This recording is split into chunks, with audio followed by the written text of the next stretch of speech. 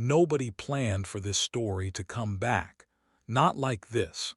Because if you rewind the clock far enough, Jeffrey Epstein was supposed to be done. Finished. Buried by paperwork, sealed deals, and quiet settlements. A name the system had already decided to forget. But here's the thing about the truth, it doesn't stay buried forever. In the early 2000s, Epstein wasn't a headline. He was a rumor. A whisper passed between Palm Beach mansions and private airport lounges. A man with no clear job title, no visible company, yet somehow unlimited access. Billionaires, politicians, royalty. He was everywhere that mattered and nowhere you could pin him down. People noticed. They just didn't talk. Back then, the world was different. No social media storms. No viral court documents. No leaked PDFs spreading in seconds. Power worked quietly. And Epstein, he moved through it like a ghost with a keycard. Then came the first cracks. Local police in Florida started hearing stories that didn't add up. Young girls. Similar details. Same name. Same locations. Same strange pattern. And for a moment, just a moment, it looked like the system might actually do its job. But that moment didn't last. What followed wasn't justice. It was delay. Confusion. Silence. A legal fog so thick most people never even knew what happened next. Epstein took a deal. A deal so unusual it barely made sense. Charges reduced. Time minimized. Records sealed. Victims sidelined. And just like that, the story faded. Or at least that's what everyone thought. Because while the public moved on, the case didn't disappear. It went underground, into sealed courtrooms, confidential settlements, non-disclosure agreements, private negotiations, the kind of places where truth goes to sleep, not to die. Years passed. Epstein came back into society like nothing happened, flying, hosting, networking, still rich, still powerful, still untouchable. If you weren't paying close attention, you'd think the whole thing was a misunderstanding. But for the victims, it never ended. And for a handful of journalists, lawyers, and investigators, something felt off. Too many loose ends, too much silence. Too many powerful people acting like this was ancient history when it wasn't even fully written yet. Fast forward to the late 2010s.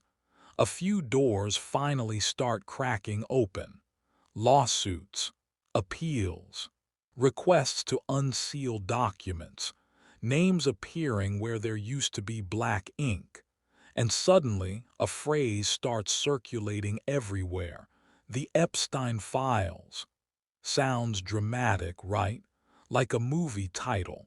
But in reality, it's way messier. No single folder. No master list. No smoking gun document that explains everything. The Epstein Files are a collection, court records, depositions, exhibits, emails, transcripts, slowly unsealed after years of legal pressure. And when people finally started reading them, one question drowned out all the others. Why did this take so long? That's the real story here. Not conspiracy theories, not internet rumors, not wild accusations. The real mystery is time. How does a case with this many red flags survive for decades without full exposure? How do accusations get buried, deals get signed, and records stay sealed, while the same man keeps moving freely through elite circles? The answer isn't simple, and it isn't comfortable, because it involves power not in a dramatic, evil villain way, but in the boring, legal, procedural kind. The kind that works through paperwork, influence, and silence. The kind that doesn't need threats when everyone already knows the rules. By the time Epstein was arrested again in 2019, the story exploded. Headlines everywhere. Outrage, shock, anger, people asking how this ever happened. But here's the uncomfortable truth. It didn't suddenly happen. It took years. It took systems failing quietly. It took victims being ignored. It took media pressure. It took legal delays stacked on legal delays. And even now, with documents released and names discussed, the story still isn't finished. Because documents don't scream, they whisper. They don't accuse, they suggest. They don't give closure, they raise better questions. And the biggest question of all still hangs in the air. If this much came out after decades of silence, what's still sealed? This series isn't about shock value. It's about understanding the machinery that allowed the truth to move this slowly. Because Epstein wasn't powerful alone. He existed inside a system that made silence easy and accountability optional. And once you understand that, the Epstein Files stop being just documents. They become a warning. Here's where the story gets weird. Because when people try to understand Jeffrey Epstein, they usually ask the wrong question. They ask what he did, or who he knew, or how much money he had. But the real question is way simpler and way more unsettling. Who was this guy supposed to be? Because on paper, Epstein didn't make sense. No famous startup, no public hedge fund, no empire you could point to and say, that's how he did it. Yet somehow he lived like someone who ran the world. Private jets, multiple mansions, a private island, personal access to people who never return emails unless you're someone important.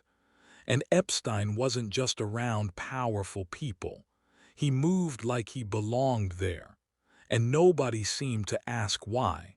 He started out modest, teaching, finance-adjacent work, small connections that turned into bigger ones. And then suddenly, doors started opening fast. Billionaires trusted him. Elites vouched for him. Institutions treated him like a peer. But here's the thing. Nobody could ever clearly explain what Epstein actually did. Ask 10 people, get 10 vague answers. He managed money. He advised wealthy clients. He was involved in finance. All true sounding, none specific. And in elite circles, that's usually a red flag. Normally, power comes with receipts, a company, a title, a track record, something you can verify. Epstein skipped that step entirely. He operated in the gray zone, where reputation replaces transparency. And reputation is contagious. Once a few powerful people treat you like you matter, everyone else follows. Not because they trust you, but because they trust the people who already do. That's how Epstein built his world. He didn't need fame. He didn't need attention. He needed access. And access is the most valuable currency there is. He placed himself exactly where influence overlaps philanthropy events, academic institutions, political circles. Spaces where favors are exchanged quietly and questions are considered rude. And slowly, something happened. People stopped asking who he was. They just assumed he belonged. That's the dangerous part. Because when someone exists in that kind of bubble, accountability starts to disappear. Nobody wants to be the first person to say, wait, why is this guy here? especially when everyone else seems comfortable. Epstein understood that. He understood how power networks work, how silence protects itself, how being useful matters more than being visible. He didn't dominate rooms, he blended into them. And when accusations later surfaced, that same ambiguity worked in his favor. People hesitated. They second-guessed. They wondered if they misunderstood. Because how could someone this connected be hiding something this serious? That question slowed everything down. Law enforcement hesitated. Media hesitated. Institutions hesitated. Not because evidence didn't exist, but because Epstein didn't fit the mental model of a criminal. He didn't look like one. He didn't live like one. He didn't act like one. He lived like someone protected. And protection doesn't always come from a single person. Sometimes it comes from a system that's too comfortable to challenge itself. When early warnings appeared, they collided with his image. Wealthy, educated, well-connected. Someone who funded research, donated to causes, attended elite gatherings. That image created doubt, and doubt buys time. Time for lawyers, time for negotiations, time for deals, time for things to quietly disappear. Epstein didn't need to threaten anyone. He didn't need to silence critics aggressively. The structure around him did that automatically. Because when too many important people are indirectly involved, nobody wants chaos. Stability becomes the priority, and stability often comes at the cost of truth. This is how power without a resume works. It floats above scrutiny. It survives on implication instead of proof. And when problems appear, they're treated like inconveniences, not emergencies. By the time the public started asking real questions, Epstein's position was already normalized. He wasn't some guy. He was someone important. And important people get different rules. That's not conspiracy. That's sociology. The higher you go, the quieter things get. And Epstein stayed quiet for a very long time. But silence has limits. And once cracks appear, the lack of transparency becomes impossible to ignore. Because eventually, people stop asking what someone does and start asking why nobody ever checked. That's when the story shifts. That's when power without a resume becomes power without protection. And that's where this case begins to unravel. Every big scandal has a moment like this. A moment when the truth tries to surface quietly. Not as headlines, not as sirens, just as whispers. This was that moment, long before Epstein became a household name, long before documentaries, court files, and outrage. There were warnings, real ones, from real people, and they weren't subtle. They just weren't loud enough for a system that didn't want to hear them. The first complaints didn't come from rivals or enemies. They came from young girls, from parents, from people who had nothing to gain and everything to lose by speaking up. The stories followed a pattern, too similar to ignore. Girls recruited under the promise of massages, paid cash, asked to do things that crossed clear lines, then dismissed, sent home, sometimes confused, sometimes scared, sometimes traumatized, and almost always silenced, not by threats, not by violence, but by disbelief. Because when a powerful man is accused, the system doesn't ask, "Did this happen?" It asks, "Is this inconvenient?" Police reports were filed. Interviews were conducted. Evidence was gathered. Names were written down, addresses were noted, timelines lined up, and still nothing moved, cases stalled, investigations slowed, urgency evaporated. Why? Because Epstein wasn't just a suspect, he was connected. And connections change how institutions behave. Local authorities suddenly felt pressure they couldn't quite explain. Calls were made behind closed doors. Conversations happened off the record. The tone shifted from investigate to be careful. Careful of what? Of who they were dealing with. This is where the story turns uncomfortable, because the system didn't fail due to lack of information. It failed due to lack of courage. People inside the system knew something was wrong.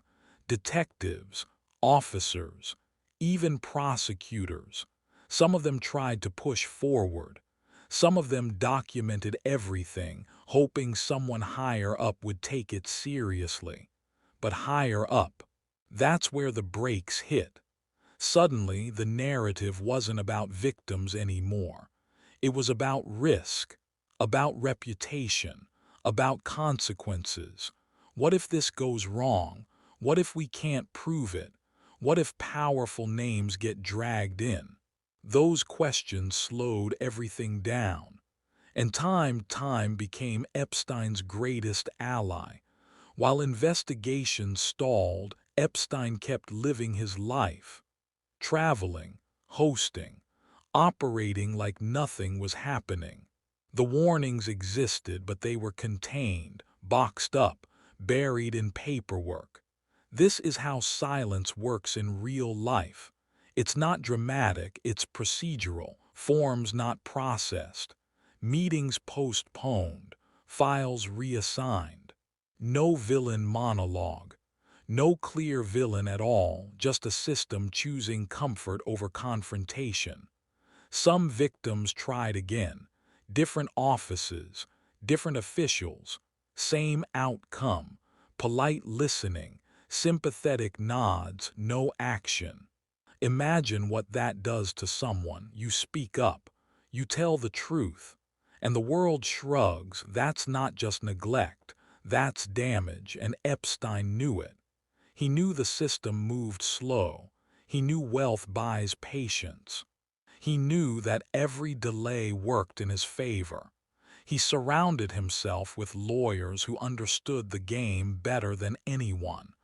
They didn't need to win. They just needed to stall. And it worked. The case didn't explode. It faded. Publicly, nothing happened. Privately, the warnings stacked up like unread emails. Years passed. That's the part people forget. This wasn't a sudden failure. It was a prolonged one. Every year that went by without action reinforced the illusion that Epstein was untouchable, that whatever rumors existed weren't serious enough, that if something truly awful were happening, surely someone would have stopped it by now. That assumption protected him more than any lawyer ever could, because society trusts outcomes. If no arrest happens, people assume no crime occurred. Silence becomes proof of innocence. And Epstein hid behind that silence perfectly. But beneath it, frustration grew. Some investigators never forgot. Some journalists heard whispers but couldn't get confirmation. Some victims carried their stories quietly, convinced no one would ever believe them, until cracks started to form. Not because the system suddenly grew a conscience, but because the volume of warnings became impossible to ignore. Patterns emerged too clearly. Stories aligned too perfectly. And eventually, someone asked the question that should have been asked years earlier. What if we were wrong to stay quiet? That question changed everything. But by then, the damage was done. Opportunities to stop Epstein earlier had passed. Chances to protect victims were lost. And trust in institutions meant to protect the vulnerable, was already broken. This part of the story isn't about Epstein alone. It's about how power bends systems, how fear disguises itself as caution, how silence can be institutional, and how the truth doesn't disappear when ignored, it just waits. By the end of this chapter, one thing was clear. The warnings were real. The evidence was there. And the failure wasn't accidental. It was a choice. And that choice would haunt everyone involved once the truth finally broke through. What makes this part even darker is what didn't happen. No emergency meetings, no task forces, no internal alarms. When institutions ignore repeated warnings, that's not negligence, that's conditioning. A system training itself to look away.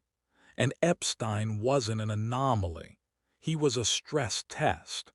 A test of whether wealth and influence could outpace accountability. And the system failed. Because when early warnings came in, the response wasn't urgency, it was discomfort. Nobody wanted to be the one who pushed too hard. Nobody wanted their name attached to a case that could explode upward, not outward. That's the unspoken rule. You can investigate down. You can investigate sideways. But investigating up, that's dangerous territory. Careers stall there. Budgets disappear. Support vanishes. So instead of escalation, there was erosion. The case slowly lost oxygen. Momentum died. And with each delay, Epstein grew bolder. He adjusted. He adapted. He refined his operation. He learned exactly how close he could get to the line and how easily the line moved for him. That's what power does. It teaches you what you can get away with. And every time nothing happened, it sent a message, not just to Epstein, but to the victims too. It said, your voice doesn't matter enough. Your story isn't strong enough. Your pain isn't urgent enough. That kind of silence doesn't just hurt, it reshapes people. Some victims stopped talking altogether. Others convinced themselves it wasn't worth the fight. A few tried to move on, carrying the weight quietly because the system clearly wasn't going to help them carry it. Meanwhile, Epstein's world kept spinning. Flights booked, properties maintained, guests welcomed. From the outside, everything looked normal, respectable even. That's the most disturbing part, how ordinary it all seemed. And that illusion of normalcy became his shield, because society trusts appearances. If a man keeps showing up untouched, people assume he must be clean. If no charges stick, rumors start to sound like gossip. If no arrests happen, the story fades. That's how predators survive in plain sight. Not through secrecy, but through normalization. And the system played its role perfectly. By the time real pressure finally arrived, the question wasn't why did this happen, it was why did it take so long? And the answer was already written years earlier in ignored reports, dismissed complaints, and closed doors. The warnings weren't missed, they were managed. And that management would come back to haunt everyone involved when the silence finally broke. The deal that changed everything. By the time Epstein's legal mess started getting serious, it wasn't just a case anymore, it was a test. A test of the system, a test of power, a test of how far influence could bend the rules. And Epstein, man, he played it like a pro, not just surviving, thriving in ways most people couldn't even imagine. See, most people think legal battles are about guilt or innocence. Nah, not here. Not with Epstein. This was all about control. Control the narrative. Control the story. Control the fallout before it ever hit the press. Because courts, investigators, journalists, they're messy. They dig. They name names. They force accountability. And that's exactly what Epstein needed to avoid. So instead of a full-blown trial, the real magic happened behind closed doors. Negotiations, meetings, emails, phone calls, all tightly sealed. The charges that were supposed to expose him, slimmed down, narrowed, almost surgical. What should have been a national scandal got trimmed to a handful of state-level charges. Interstates, ignored. Networks, unmentioned. Patterns, unverified. Every move meticulously designed to keep Epstein under the radar while the world assumed justice was being served. Language was weaponized. Words softened reality. Sex trafficking became solicitation. Multiple victims became individual incidents. Abuse became misconduct.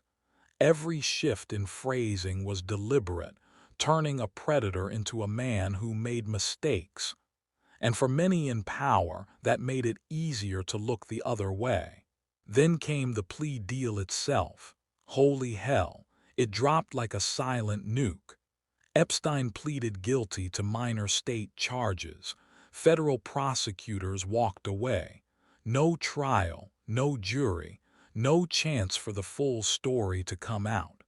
And then the kicker, immunity clauses, not just for Epstein but for unnamed potential co-conspirators. People who could have been directly involved, recruiters, helpers, enablers, were shielded, no questions asked. Let that sink in. Unnamed, uninvestigated, untouched. A legal bubble of protection that kept powerful figures off the record forever. Victims. Most didn't even know the deal was happening. Some found out through news articles after the fact. Others learned it was sealed, untouchable, irreversible. Imagine surviving abuse, speaking up, putting trust in a system, and then learning that the system literally handed the guy a get-out-of-jail-free card and tucked everyone else under a blanket of immunity. And the sentence itself. Let's talk about that. Barely any jail time. And what little time he served came with work release, private housing, and freedoms ordinary prisoners could only dream of. That's not just leniency, that's a message. The message was clear. Money talks, influence protects, and consequences are optional. Once Epstein walked free, the world thought it was over. But for him, that was just validation. Proof that the rules didn't apply to him. Proof that the system was pliable. Proof that being untouchable wasn't a myth, it was his reality. And once you have that kind of confidence, recklessness becomes second nature. He didn't disappear. He didn't hide. He came back stronger, bolder. Private jets, island getaways, exclusive parties, the man flaunted it all. And the people around him. Some knew, some suspected, most ignored it.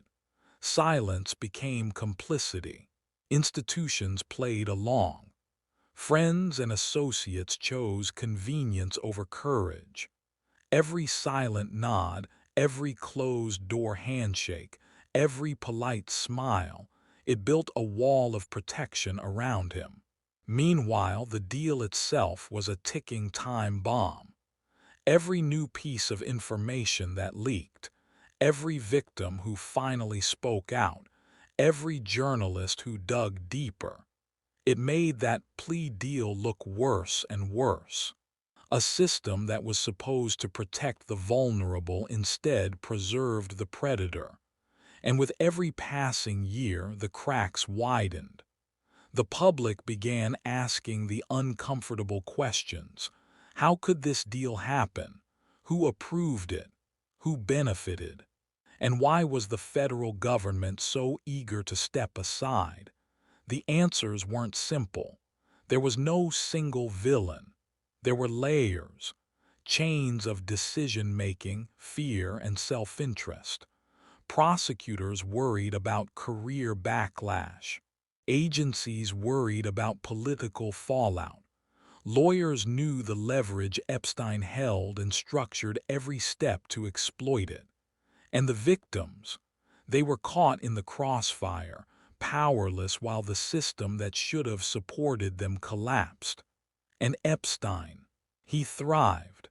With proof that influence beats accountability, he expanded his reach, hosted more parties, traveled more, got closer to the elite circles that ensured his protection. Because power recognizes power, and he was a master at showing he belonged. He made himself indispensable, useful, a connector. And in that world, usefulness is sometimes more valuable than morality. The media, they didn't know what to do. Some stories broke, some were ignored. Others framed it as a shocking leniency. But without context, the outrage fizzled. People assumed justice had been served.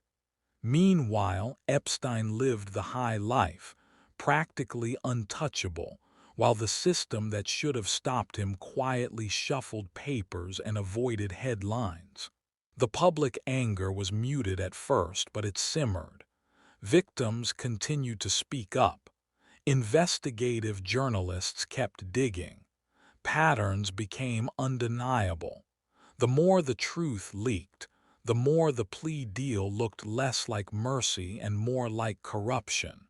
And suddenly, the deal that was supposed to bury Epstein's crimes became the very thing that ensured the world couldn't ignore him forever. It's important to understand this. The plea deal wasn't just legal maneuvering. It was a reflection of systemic failure, a failure of institutions, of morality, of courage. It showed what happens when influence bends law, when power overshadows justice, and when accountability is optional for the wealthy. And that's why, years later, people are still shocked that Epstein operated as he did for so long. The warning signs weren't subtle. They weren't hidden. They were systematically ignored. And as time passed, the consequences of this deal would ripple far beyond Epstein himself. People started questioning the structures that allowed it. How many others could exploit the same loopholes? How many more systems protect predators disguised as businessmen or philanthropists? That question alone shook public trust in a way nothing else could. The plea deal, quiet as it was, became a lesson. Not about justice, not about crime, about how power works, about how influence can manipulate perception, about how silence can protect the guilty. And once society finally realized this, the story could no longer be contained. The deal that was supposed to end Epstein's story didn't. It guaranteed it would resurface, louder and more damning than ever. Because silence never truly hides the truth, it preserves it, and eventually preservation becomes eruption. The shadows behind the scenes. By the time Epstein's plea deal was signed, the world thought the story was over. But behind the velvet curtains, the real story was just starting. Because while Epstein walked free, others weren't so lucky. The deal didn't just protect him. It shielded dozens of people in his orbit, people whose names would never see the light of day. Friends, associates, even powerful elites who knew more than they let on. The kind of people who could bend a room without raising their voice. And that's where the shadows come in. The shadows aren't glamorous. They aren't dramatic. They're quiet, subtle, and deadly effective. They exist in boardrooms, in lawyers' offices, in meetings nobody records. They exist wherever power decides what's worth attention and what isn't. Epstein moved inside those shadows like a ghost. He knew how to survive, thrive, and manipulate, and every time someone tried to step in, the system bent just enough to let him slip through. There were whispers in hotels, in private jets, in private homes. Stories about girls being recruited, about parties, about favors traded for silence. People who had access saw things, heard things, felt things, and most said nothing, or if they did, it didn't matter. The system had already decided that preserving reputation was worth more than exposing abuse. Lawyers, of course, were essential. Not just any lawyers, but elite operators who understood the rules and the loopholes better than anyone. They negotiated deals not just for Epstein, but for the invisible people in the background. Those unnamed potential co-conspirators got the kind of protection money can buy. And Epstein, he walked knowing the walls around him were reinforced by law, money, and fear. Victims tried to fight back, but the shadows are slippery. Emails disappeared. Calls went unanswered. Evidence was dismissed as irrelevant. And every time someone came forward, the story was narrowed, filtered, and framed so tightly that the full truth never made it into court. It's one thing to survive abuse. It's another to survive a system designed to erase your experience. Meanwhile, Epstein didn't stop living his life. He traveled constantly, hosted exclusive events, and kept his social network strong.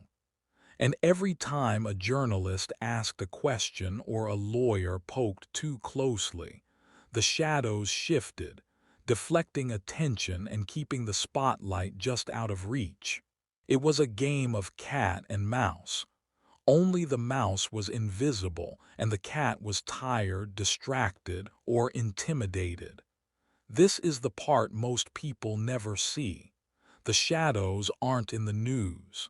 They're in the gaps, the missing memos, the hushed conversations. They exist because people choose comfort over truth.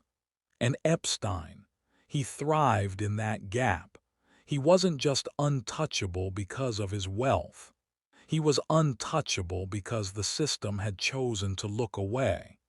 Every new investigation, every leaked document, every victim's testimony chipped away at the edges of the shadows. Slowly, cracks appeared. Lawyers debated strategy. Journalists connected dots. Prosecutors realized the full scale of what had been ignored. And those cracks, they scared the people in the background far more than the front lines ever did. Because once the shadows begin to crumble, everyone who relied on them is exposed. Names that were supposed to remain secret leak. Actions that were supposed to be hidden get documented. The comfort of invisibility disappears, replaced by the heat of scrutiny. By now, Epstein's name was everywhere. But even as the public focused on him, the shadows were still working. Friends, allies, and enablers maneuvered to protect themselves. Donations were shifted. Trust was broken. Strategic silence was maintained. And every move was calculated to survive the storm that Epstein himself had created. Victims, however, refused to remain silent forever. They found each other. They spoke. They told journalists their stories. And as more voices joined in, the shadows began to lose power. What was once invisible became visible. What was once ignored became undeniable. This part of the story is important. It's not just about Epstein.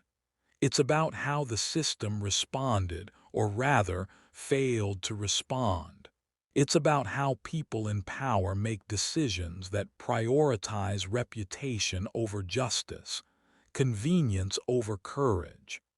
And it's about how long it can take before the truth finally pierces those shadows. By the end of this chapter, one thing was crystal clear.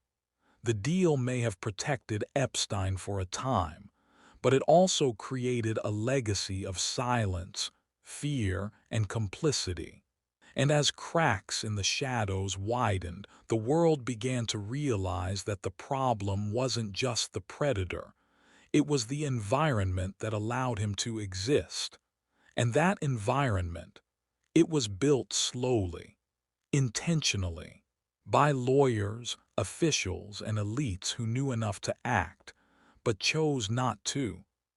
By a society that often assumes wealth equals legitimacy, and by everyone who stayed quiet when they should have spoken up. Epstein thrived in that environment, yes, but the shadows he relied on couldn't last forever. And when they finally broke, the fallout wouldn't just hit him. It would hit everyone who hid behind the veil, everyone who thought silence was safety, and everyone who underestimated the persistence of truth. Because truth, like fire, eventually finds oxygen even in the deepest shadows. The network unfolds. By now, Epstein wasn't just a name in the news. He was a symbol, a walking example of how wealth, power, and connections could bend rules. And the more people looked, the more the network behind him began to appear. It wasn't just about one man. It was about everyone who made him untouchable, everyone who kept their mouths shut, and everyone who benefited from his rise. The network was invisible to most, but clear to those who knew where to look. High-profile names, political figures, billionaires, celebrities, scientists, academics, lawyers, people whose reputations were pristine on paper but tied to Epstein in ways that were untraceable until someone connected the dots. And the dots, they were everywhere, stretching across continents, private jets, yachts, and exclusive properties. And that's the thing, Epstein didn't just exist. He curated. Every relationship had purpose. Every party, every introduction, every gift was calculated. It wasn't just social climbing, it was strategic positioning. And it worked.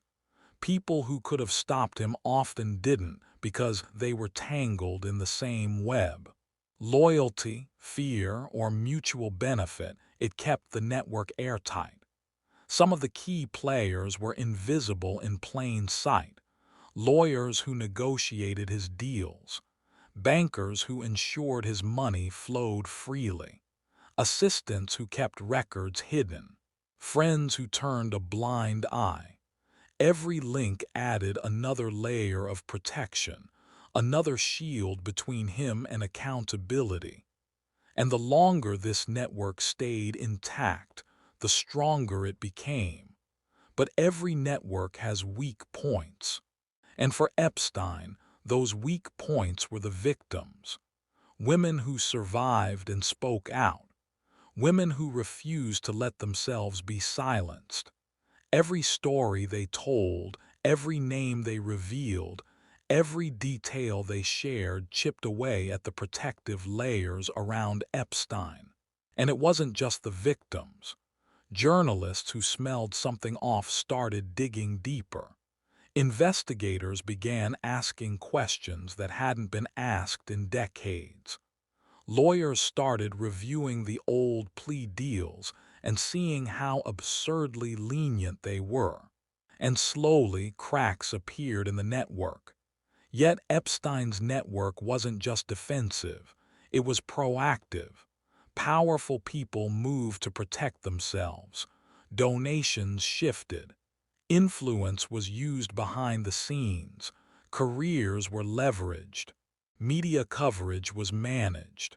And for a long time it worked. Every attempt to expose the truth seemed to be deflected, delayed, or minimized. The longer the network existed, the more dangerous it became, not just for Epstein, but for everyone involved. The stakes were high.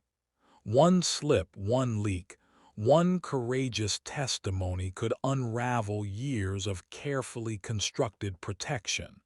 And once that happened, the consequences would be explosive. Victims and advocates knew this. That's why many waited, strategized, and coordinated their efforts. They collected evidence. They corroborated stories. They found journalists willing to dig deeper. And as more people connected the dots, the scale of Epstein's operations became undeniable. It wasn't just the abuse. It was the system that allowed him to continue. The silence of the powerful, the loopholes in the law, the fear of reputational damage, every piece reinforced the other. And the network, which once seemed untouchable, began to look fragile. But Epstein, he thrived in chaos. He knew how to survive scrutiny. He knew how to bend the rules. And he always seemed one step ahead. For years, he walked the line between visibility and secrecy, maintaining appearances while operating with impunity. Every high-profile connection was a shield, every favor a contract, every silence a contract renewed. The network extended beyond simple protection. It was about influence shaping perception, controlling information, and keeping the spotlight just enough away from the truth. People in power moved cautiously, ensuring they remained untouchable. And for the average observer, Epstein looked like a wealthy, eccentric figure, a man whose reputation was untarnished. But behind the surface, the network was a machine built on fear and compliance. People who tried to speak out were silenced or discredited.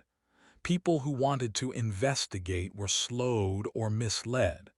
And those who could intervene, most chose the path of least resistance. It wasn't just luck that kept Epstein free for so long. It was strategy.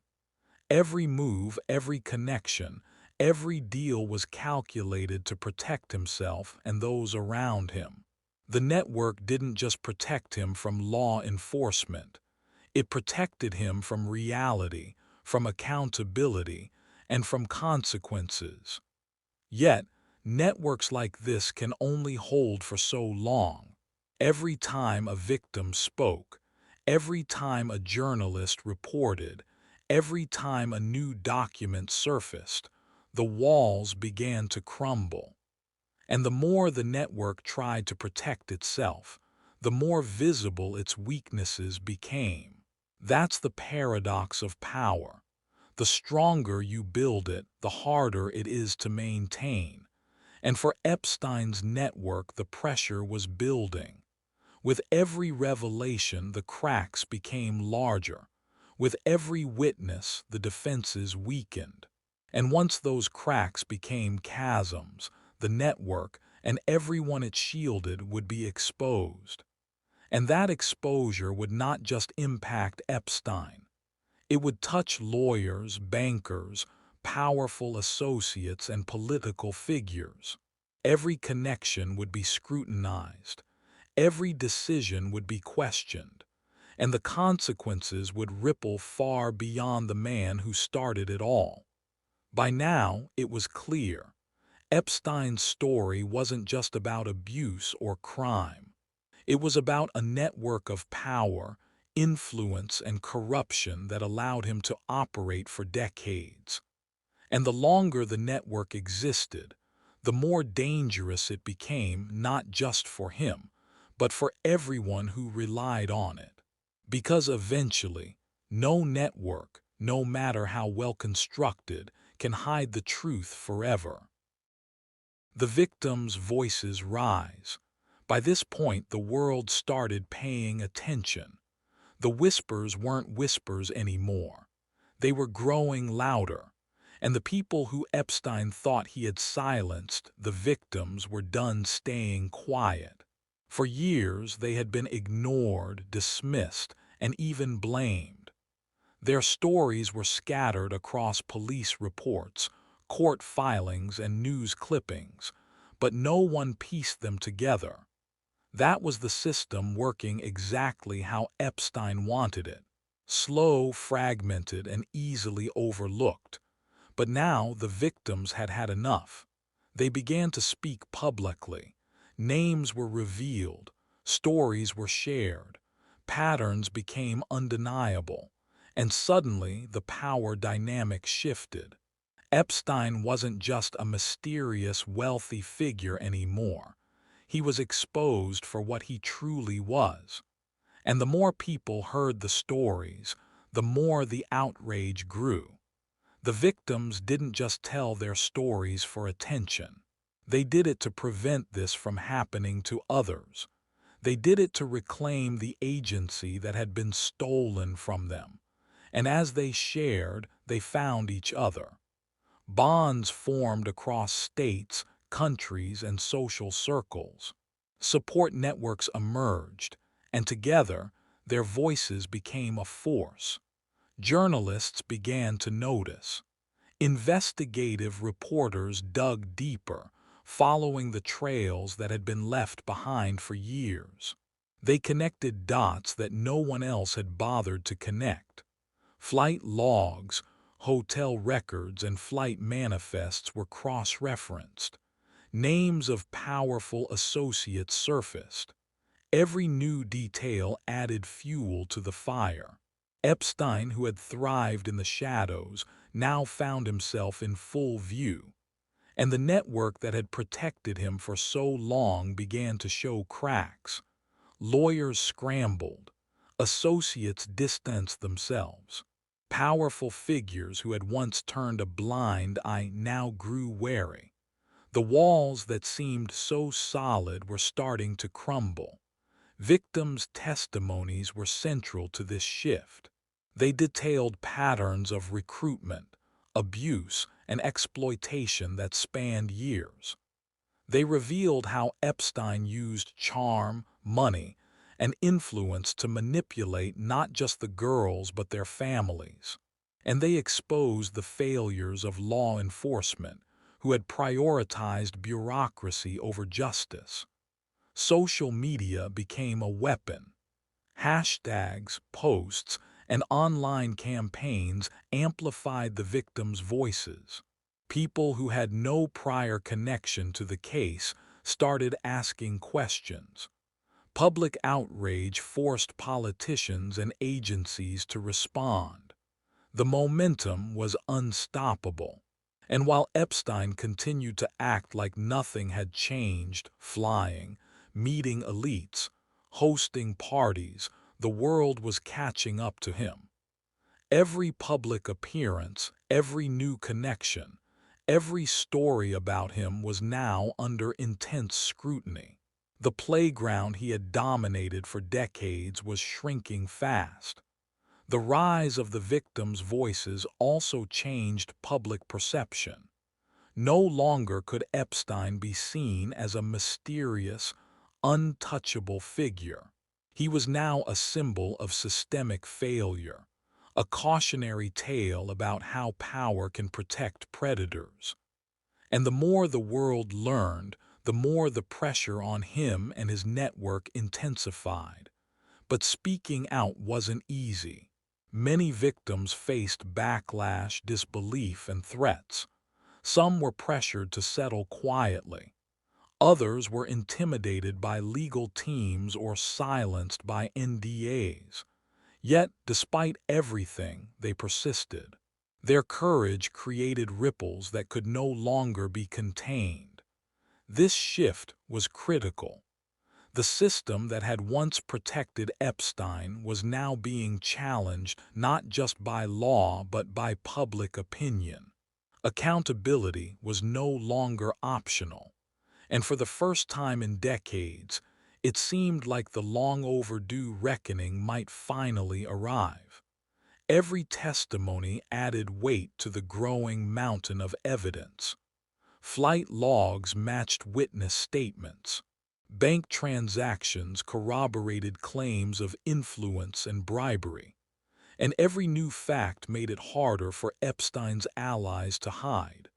By now, Epstein's world was changing. The sense of invincibility he had enjoyed for decades was fading.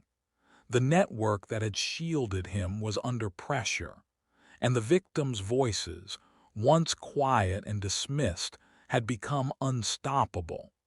This was more than just a fight for justice. It was a battle to expose a system that allowed abuse to thrive. It was about proving that no one, no matter how wealthy or connected, could operate completely untouchable forever. And as the voices rose, the cracks in Epstein's empire widened. The walls of secrecy, carefully built over decades, began to fall, and the world watched, captivated, horrified, and enraged. The message was clear: silence is temporary. Truth has a way of breaking through, no matter how carefully it's buried. And for Epstein, the reckoning that many had predicted for years was finally moving closer. The high-profile fallout. By the time the victims' voices gained momentum, Epstein's world was already shifting. The network that had protected him for years wasn't just under pressure, it was cracking, and everyone connected felt the heat. Epstein had always thrived behind a veil of secrecy, but now the veil was lifting, exposing a web of powerful allies and enablers. The fallout was inevitable. Names that had been whispered about in hushed tones began surfacing publicly. Politicians, billionaires, celebrities, those who had once interacted with Epstein casually or strategically, suddenly found themselves facing scrutiny. The protective wall of influence that had seemed impenetrable was now porous, and everyone inside felt the chill of exposure. For Epstein, this was a dangerous new game. No longer could he rely solely on wealth or legal loopholes. Every move required careful calculation. Every flight, every meeting, every public appearance was now a risk. He couldn't ignore the rising media storm, the relentless investigators, or the social outcry. The game had changed, and suddenly the stakes were higher than ever.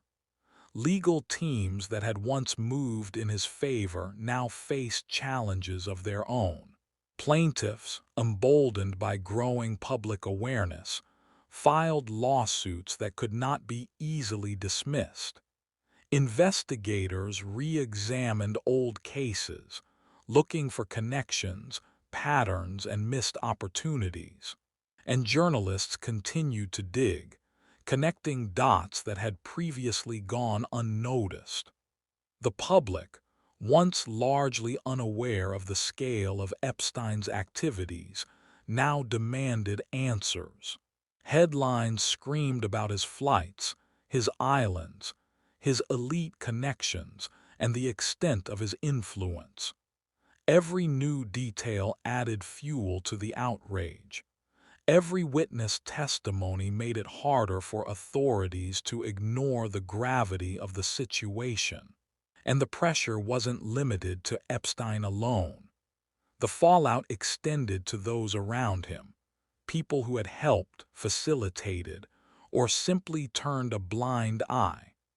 Lawyers who had negotiated lenient deals, business associates who had shielded him, and even political figures who had kept silent all found themselves in the crosshairs of scrutiny. The ripple effect was astonishing. Private investigators dug into offshore accounts. Regulatory bodies questioned transactions that had once been considered routine. Social media amplified outrage, with hashtags trending globally and discussions reaching millions. Public sentiment was no longer passive, it was active, demanding justice, demanding accountability, and demanding truth. Epstein himself responded in predictable ways. He relied on discretion, secrecy, and his remaining connections to maintain some semblance of control. He didn't stop moving, didn't stop networking, didn't stop using influence to shield himself where possible. But the cracks were visible. The world had changed. The shadows that once protected him were fading, and the sunlight of public scrutiny was relentless. Victims continued to play a critical role in this stage of the saga. They testified, shared evidence, and refused to be silenced. Their courage forced authorities to act more decisively. Investigations that had previously stalled were revived. Documents that had been sealed were released. And as more details emerged, the network of complicity around Epstein became impossible to ignore.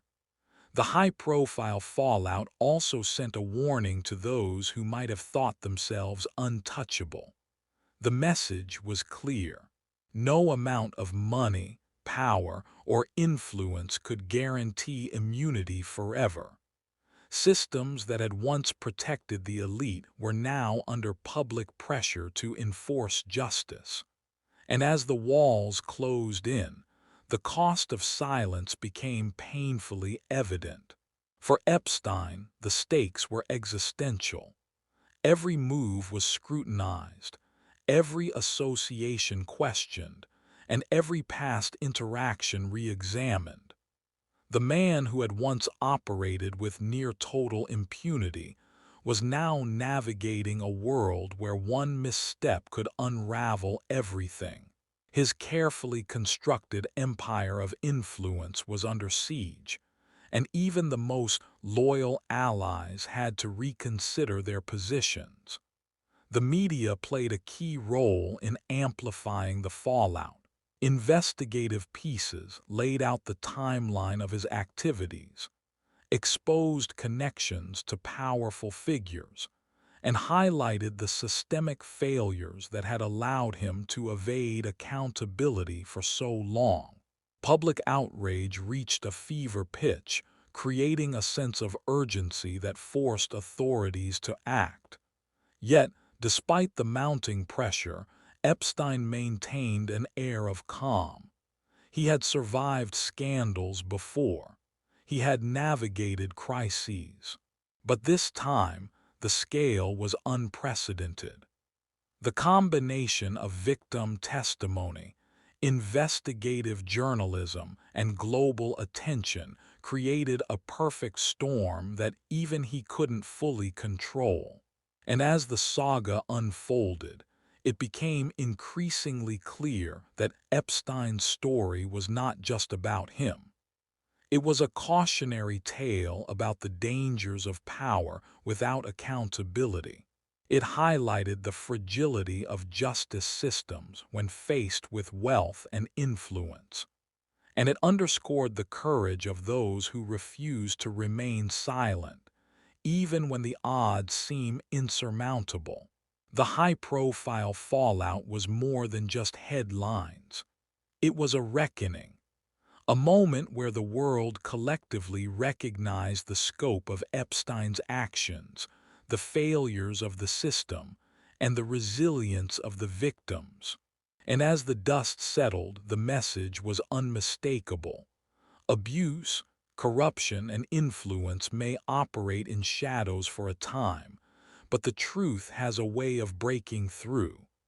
By now, Epstein's empire of secrecy was unraveling. The network that had once shielded him was exposed, and the consequences of silence were becoming painfully real. The world watched, horrified, captivated, and demanding answers. And through it all, the voices of the victims remained the loudest, driving the momentum that would eventually reshape the story and the legacy of Jeffrey Epstein. The Reckoning. By the time the final pieces of the Epstein story were coming together, the world had changed. The whispers that started in courtrooms, hotel hallways, and private jets had become a roar. No one could ignore it anymore. And Epstein, well, he was finally facing the consequences he had dodged for decades. The reckoning wasn't clean. It wasn't neat. It wasn't quick. Epstein's empire of influence and secrecy didn't crumble overnight. But the pressure was relentless. Investigators, prosecutors, journalists, and victims were all pushing, pulling, and digging deeper. The cracks in the system that had protected him widened every day, and everyone connected to him, willingly or not, felt the heat. Victims' testimonies became the backbone of this reckoning. Each account, each memory, each piece of evidence was a hammer against the walls of secrecy. No amount of legal maneuvering could erase the truth. The stories they told weren't just allegations. They were documentation of decades of manipulation, coercion, and abuse. And the more they spoke, the stronger their collective voice became. For the first time, Epstein was truly cornered. The network that had shielded him was fraying. Allies who had once been confident of their discretion started distancing themselves. Lawyers argued over strategy. Associates worried about exposure. And the public, now fully aware of the scale of the network, demanded answers, accountability, and justice. The legal system, slow and bureaucratic, was now forced to act under scrutiny. Investigations that had stalled for years were reopened. Plea deals were re-examined.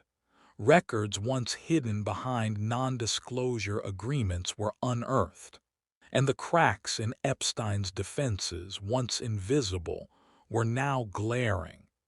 Even as the system moved, the media amplified every development. Headlines screamed about new revelations. Documentaries dissected flights, properties, and connections. Social media exploded with outrage and calls for justice. The story that had been whispered about in the shadows was now front-page news globally. And Epstein, who had once operated like a ghost, was now under a microscope. The reckoning extended beyond Epstein himself. Powerful figures who had interacted with him, knowingly or unknowingly, were scrutinized. Their involvement, casual, strategic, or complicit, became part of the public conversation. No connection was too small, no detail irrelevant, and those who had previously relied on secrecy now faced the consequences of exposure. For the victims, the reckoning was both vindication and ongoing struggle. Justice was never immediate. Court battles dragged on. Legal teams fought aggressively. But with each victory, each acknowledgement of wrongdoing, the narrative shifted. It was no longer just about Epstein. It was about the courage of those who refused to stay silent. It was about the failures of systems that allowed abuse to persist. And it was about accountability for all who played a part in the shadow network. Epstein himself became a symbol of what unchecked power can achieve and what happens when it's finally challenged. His life, full of wealth, privilege, and secrecy, ended not with triumph but in a storm of exposure and consequence. And while he may have avoided accountability for years, the reckoning extended far beyond him. This final stage of the saga highlighted the fragility of systems built on silence. It revealed how wealth and influence can shield wrongdoing for decades, and it underscored the importance of persistence, courage, and collective action. The victims' voices, once quiet and dismissed, had forced the world to confront a reality many wanted to ignore. And yet, the story also serves as a warning. There will always be predators. There will always be networks that seek to protect them. But every time someone stands up, speaks out, or refuses to remain silent, the walls of secrecy weaken. Every voice matters. Every story contributes to accountability. By the end, it was clear that the Epstein saga was more than a scandal. It was a lesson in power, corruption, and resilience. It was a story about how a single individual could manipulate a system, and how a collective effort could finally bring that system to account. The reckoning wasn't perfect. Some perpetrators remained unnamed. Some consequences were avoided.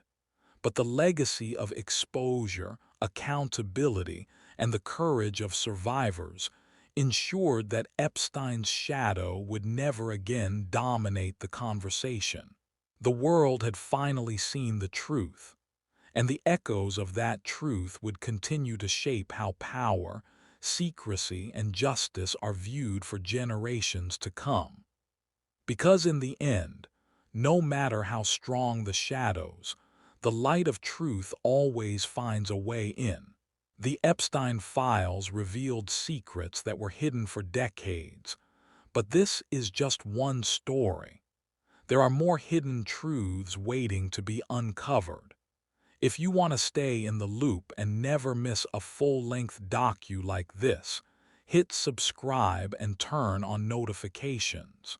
And check out our playlist for more shocking stories that the world tried to keep quiet. The truth deserves to be seen.